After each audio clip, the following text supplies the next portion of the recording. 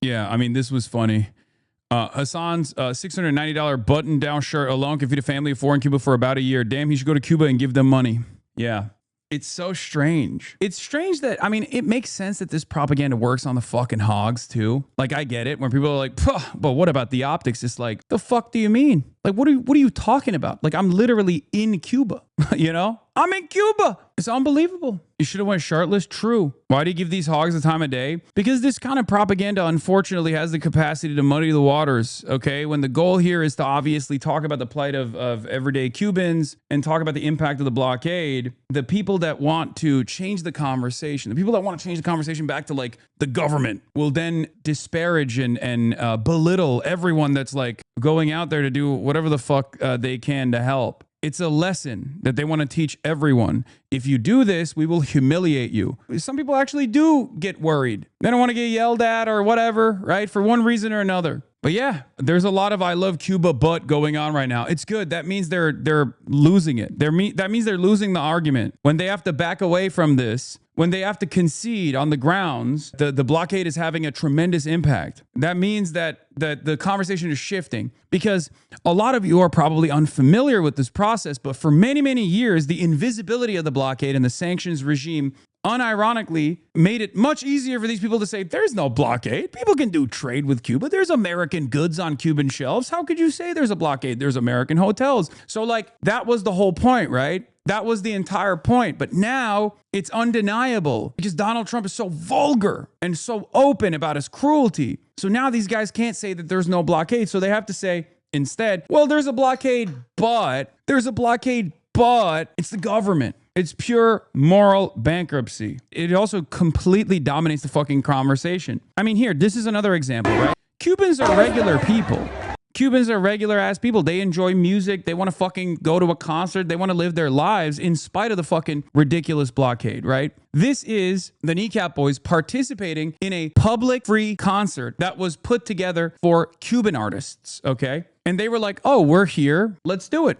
Will also participate in this concert. And this concert is just mostly Cuban. A lot of people were like, oh, they did a concert for just like the wealthy fucking tourists or whatever. No, it's just mostly Cubans, you fucking idiot. Even this guy, Diego de la Vega, Team AOC Comms alumni. Did you guys think a concert amid blackout was good optics for this little trip? The concert was a part of a free public spring festival that was already planned. There were tons of Cuban families there, and it was cut short because of the blackout. Any more questions, says Ida Chavez, who was there. The other aspect of the tourism industry that a lot of people don't understand, they'll be like, wow, all the power is being routed to the tourism sector. And it's like, brother, American blockades have made it impossible to engage in any sort of real exports from the island. And it has made it so that tourism is the only way that foreign dollars can come into the fucking island itself. It's ridiculous. It is fucking ridiculous. It is literally the only way that the island can survive. Is the only way that they can get any money from the outside. They can't engage in banking because in the international financial system, here, I'll give you another example because I have examples for days, a million of these examples, as I said. Yanis Varoufakis talks about this,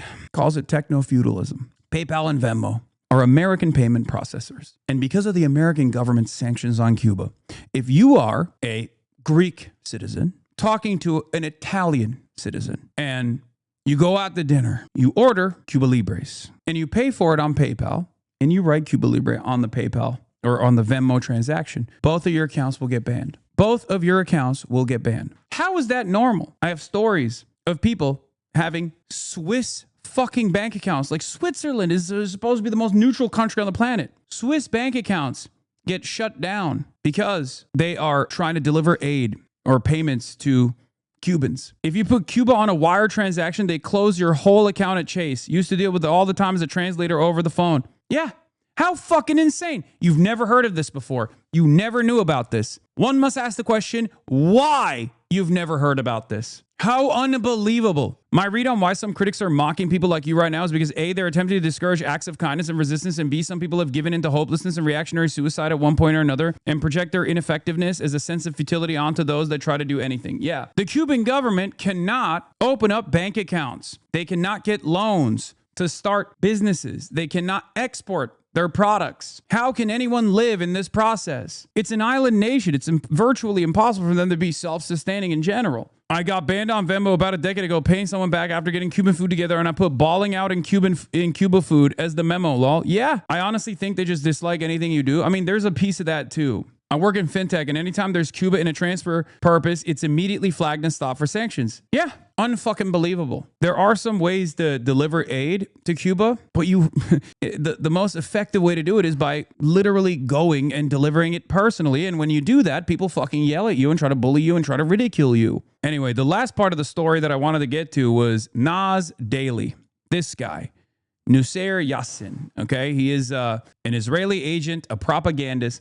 And he was there while we were there. Separately, of course. He did not come on the fucking flotilla. You guys are so stupid. Some people were like, oh, did they do no vetting? Did they allow Nas Daily to come on the flotilla? You're a fucking idiot. The real question to ask here is why an agent of Israel is so invested in the aid mission to Cuba. Why is an agent of Israel doing this at all? Is it perhaps because they love the thought of starving children and they're an equal opportunity child starver? And that's why they were like, what a wonderful moment. I'm going to justify the starvation of children and the death of children here as well. I love blockades. I love participating in them. My favorite fucking thing. Or maybe it's because the American government has basically outsourced their propaganda to the Israeli spy agencies. Perhaps that's one of the reasons. And I think that is one of the reasons because a lot of Hasbara accounts stopped talking about Israel this past weekend and went on maximum overdrive talking about Cuba and how the Cuban government deserves worse. Isn't that strange? Isn't that weird? Don't you find that odd at all? Does that not make you a little bit curious as to what's going on? I found it to be rather strange that they took the time out of their busy schedules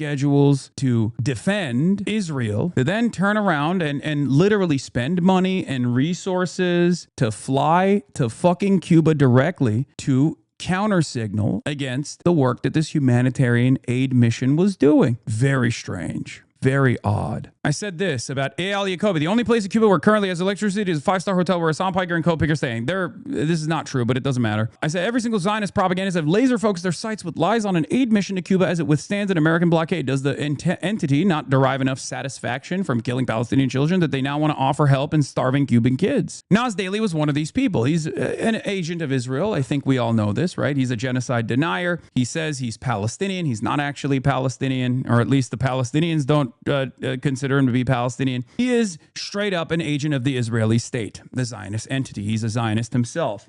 He approached me. Are we still under bad empanada blockade? I made a video interviewing Cubans. Are you fucking on crack cocaine, dude? As I'm withstanding a barrage of propaganda, you want me to go and like watch the fucking dude who was memeing about assassinating me on Cuban soil? Get the fuck out of here, dude. Seriously. Jesus fucking Christ. If there's anyone that's like deeply fucking unserious, it's a guy who literally turns around. Obviously, he wasn't even in fucking Cuba, mind you. But it's crazy that like he is so unbelievably disingenuous and so unbelievably mentally ill that he was like the first out of all the wave of fucking harassment on this fucking trip. It came from our left flank. God damn. It like, talk about someone so mentally unwell, so deeply disturbed that like, he goes, oh, these fucking people are going for propaganda and a selfie trip. Me, on the other hand, I'm going for propaganda and a selfie trip, but good. He's just a fucking mentally ill ultra. That's it. If he wasn't so mentally ill, he'd be fine. Whatever. I'm trying to be fucking sincere here. I'm trying to do, decent work. Nas Daily has built his career whitewashing Israel's genocide of Palestinians and Azerbaijan's ethnic cleansing of Armenians. Now he's agitating on behalf of America to violently destroy Cuba. So he came up to me at the Havana airport while I was flying to Mexico and then flying to Los Angeles to enter the country through Los Angeles yesterday. I was shocked. I didn't fully know who he was when he approached me, yelling with a phone camera in tow with his girlfriend. And he was like, oh, do you know me? I'm Nas Daily. Do you know me? I'm Nas Daily. I'm like, what the fuck? I turn around. This fucking guy. He's like, do you know me? I'm Nas Daily. I have a massive YouTube channel. And when he realized I had no fucking idea who he was, he started immediately yelling about Hamas. We're in fucking Havana, Cuba. We're at the Havana airport. And he just starts screaming about Hamas and Israel. He's like, I'm Palestinian, and what you're doing is hurting the Palestinians. And I was like, the fuck are you talking about? I found it very strange that an agent of Israel was also in Cuba. And there were these wonderful older people that were also sitting at this cafe in the airport next to us. And they were so grossed out by this fucking freak that one of the ladies was like, hey, can I ask you, what do you do that like this person is yelling at you? What's going on? And I was like, yeah, I'm a pro-Palestinian political commentator. And he just like was screaming. He just got like more and more agitated. Got more and more agitated because I wasn't giving him the attention that he desperately wanted. So I turned around. And I said, do you feel like this is making you look good? Do you feel like you're getting a good clip out of this? You're freaking out all of these people around us. And I think that was a moment of self-reflection for him because he kind of stopped and his girlfriend was like embarrassed. His girlfriend was a little bit embarrassed. So he stopped. He stopped filming. We didn't film it. Marsh was next to me.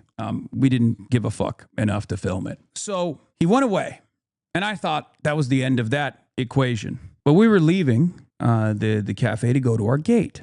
But it turns out it didn't end there. He wanted more. He wanted a better clip because he couldn't get it. So he was filming from afar and yelling still. You're going to stop doing Hamas propaganda. You're going to stop doing Hamas propaganda. You need to stop being a supporter of Hamas. You're hurting the Palestinian cause. You're hurting the Palestinian cause. That's when I, experienced maybe a blip of cortisol spike. So I turned around and said, what are you going to fucking do about it? I didn't even drop my bags. I just said, what are you going to do about it? You going to stop me? And he walked up to me, still filming. I said, what are you going to do? Go ahead. Stop me. When his girlfriend realized that the situation was escalating, she tried to pull him off. She was like, come on, let's stop, whatever. So we did. He started backing away. And I said, yeah, that's what I thought. We proceeded to go towards the gate. He came back again to yell from afar, to say, oh, yeah, keep running away. And so I turned around and said, suck my dick. And that's it. That's the end of that story. But of course, because he couldn't get any of the clips he wanted out of it,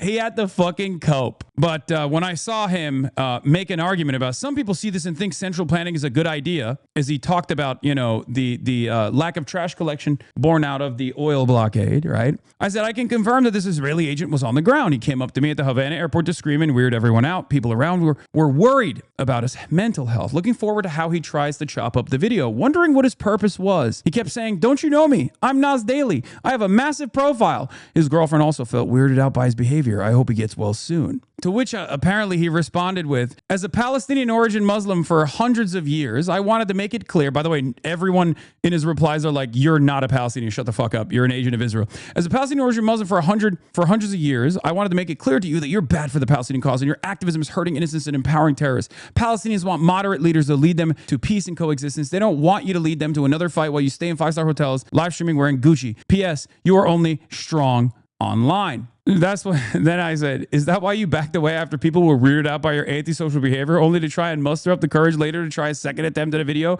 shouting at me from afar? Will you put how you stood down when I asked what you do about it to stop me in the video?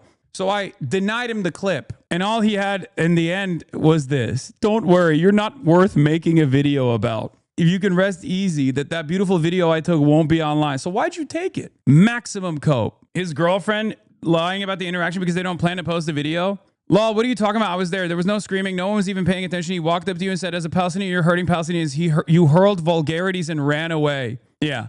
It's funny because not a single person that was involved has denied the interaction except for the girlfriend. So just release the entire clip then. Post the whole interaction. Do it. We didn't film it. He did. You should have recorded it.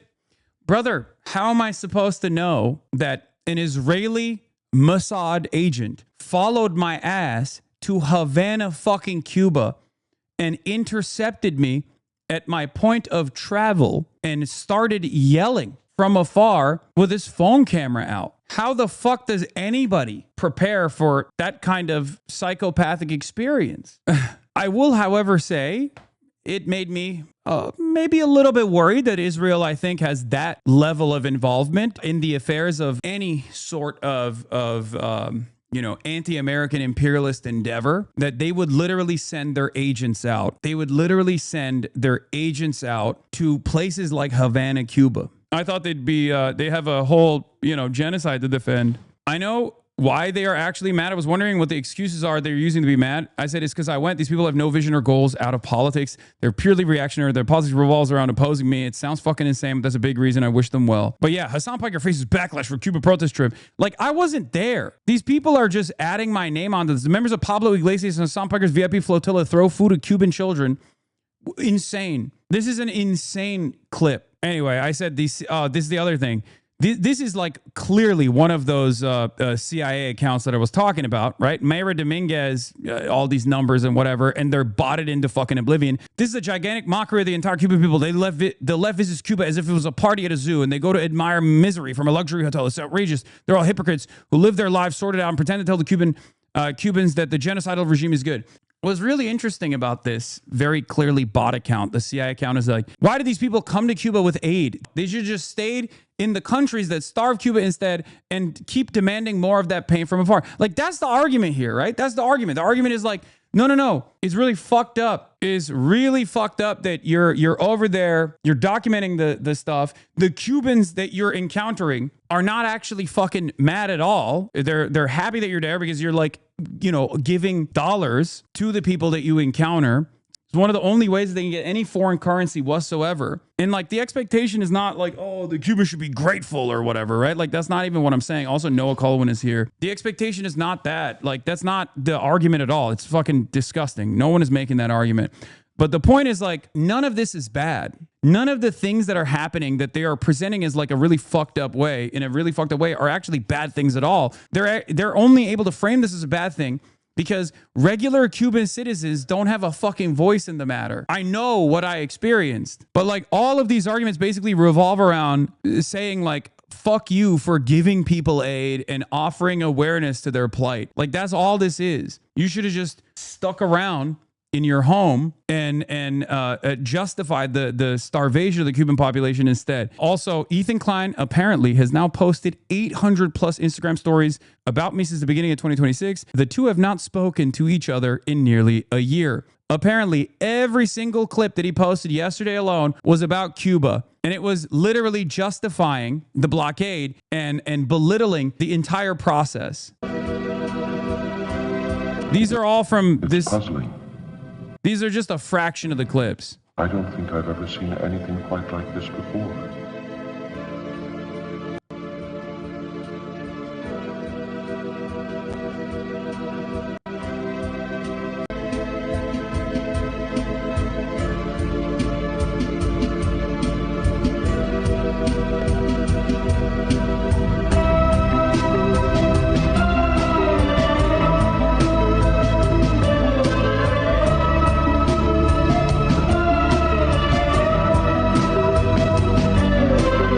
Taylor Lorenz, Ian and Anissa.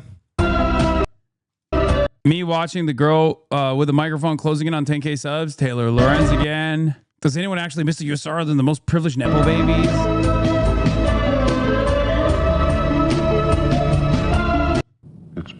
This is unimaginably, what's good, King? This is unimaginably concerning. This is a cause for concern. It's alarming.